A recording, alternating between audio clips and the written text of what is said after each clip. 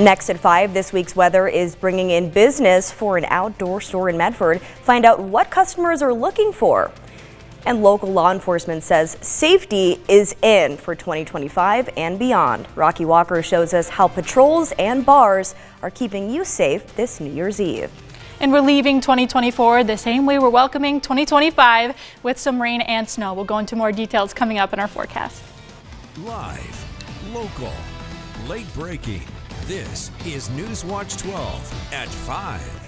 A rainy forecast today is just part of a rainy season that is making business for some retailers and taking business from another. Hardware stores are busy today with an influx in shoppers looking to make adjustments to their homes. Thanks for joining us tonight. I'm Haley Gravitt. The rainy weather is creating demand for more than sump pumps. The team here says the bad weather is good for business for rain gear, sandbags, and skiing.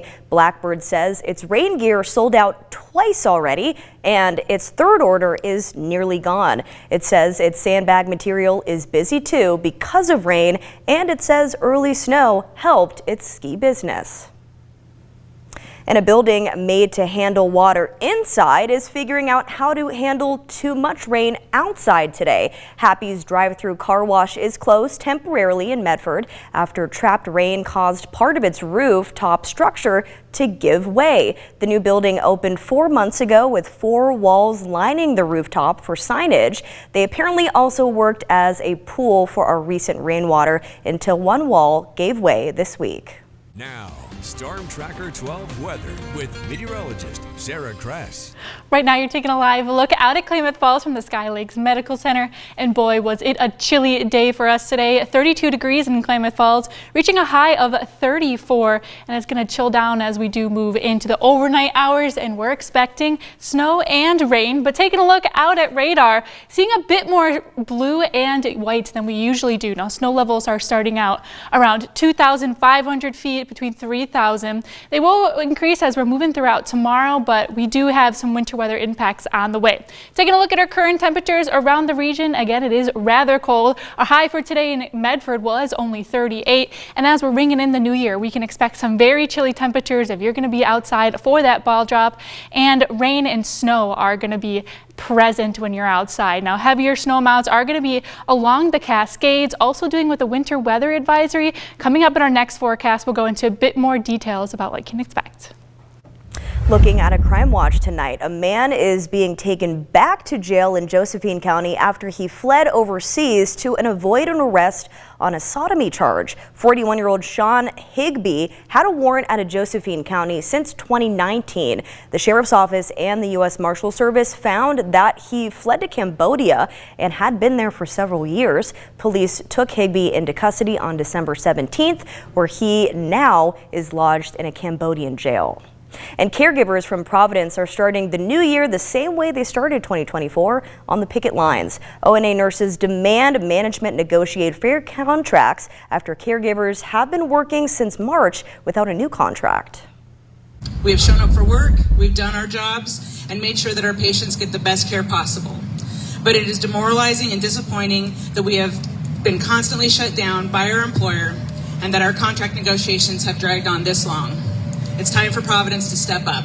Making sure that we are compliant with all of the staffing ratios, and if we need to bring in an additional staff to cover any gaps that we may have. So this is something that's a priority for us. We want to make sure that our patients are safe. We want to make sure that our staff is supported. Providence Medford is getting ready for a strike after nearly a year of contract negotiations. Unfortunately, this is our where they've put us. They've forced us to call for this strike. We have tried so many different avenues with our proposals and supposals to them to try to come to an agreement. They gave us virtually the exact identical proposal that they have given us for the last, actually previous bargaining sessions. They just kept giving us the same thing over and over and over again ad nauseum.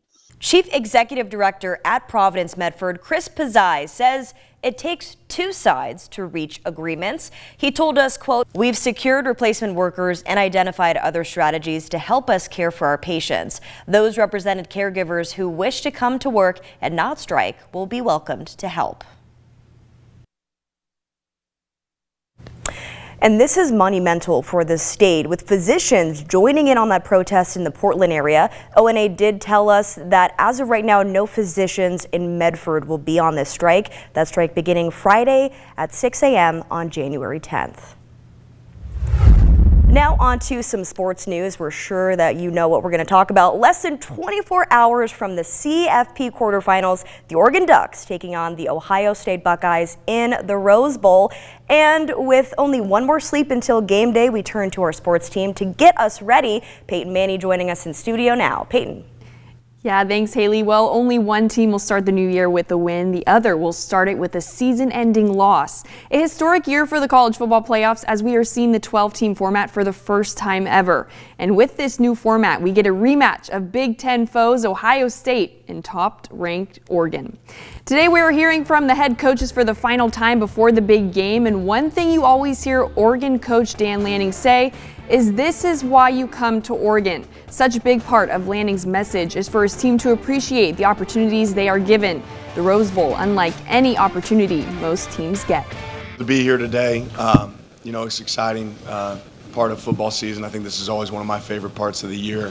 We get to watch, some historic teams get the opportunity to battle out there on the field. I know our players have really enjoyed every bit of the experience. We're grateful for the Rose Bowl and the service they've provided for our team.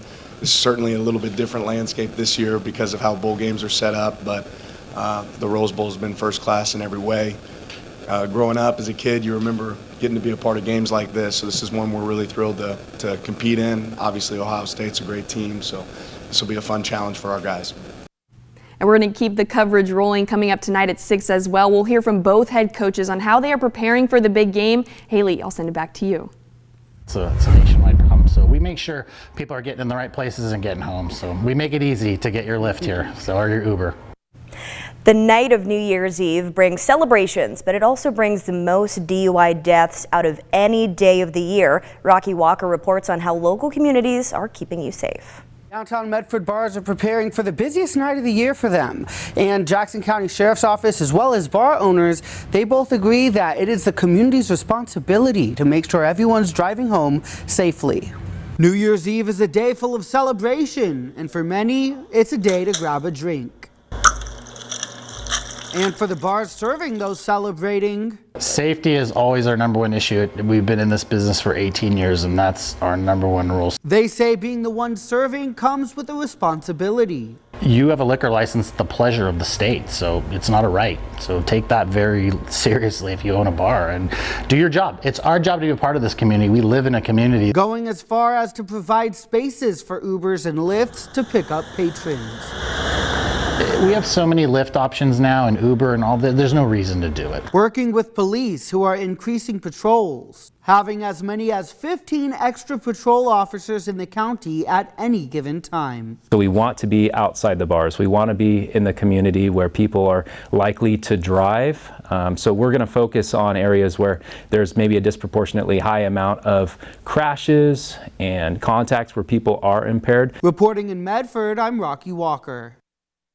And tomorrow, some new laws are set to go into effect in Oregon. Senate Bill 1553 increases penalties for drug use on public transit. Senate Bill 1596 requires electronic makers to give customers access to repair tools or services. House Bill 4012 bans health insurers from making customers get a drug at a specific pharmacy. House Bill 4113 puts out-of-pocket prescription costs towards any out-of-pocket maximum, and House Bill 4147 allows school buses to install stop-arm cameras. A full list of Oregon's new laws can be found on our website, kdrb.com.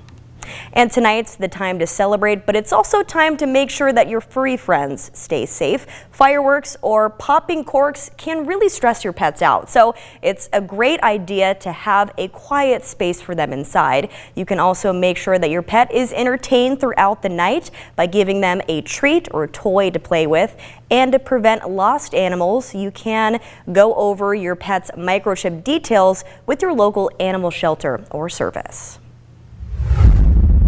And happening now, Ashlanders once again have the chance to look inwards. The community Labyrinth Walk is returning to the First United Methodist Church. It's running through 10 p.m. tonight and from 10 a.m. to 10 p.m. on New Year's Day tomorrow. This tradition got started in 1999 over concerns about the Y2K bug.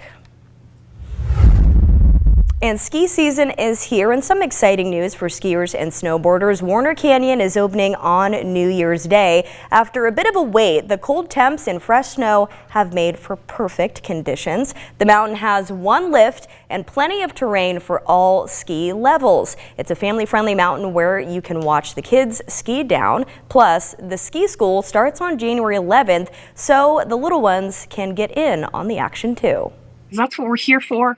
We're a local hill, we're close to our community, and we just need people to come and keep us open and keep us turning the lift every year. And if you want to avoid lines, make sure you swing by Tall Town Bike and Camp for rentals, season passes, and parking permits. Hill says it's the perfect getaway for anyone looking to escape the crowds and enjoy some fresh powder. You can find hours of operation on kdrv.com.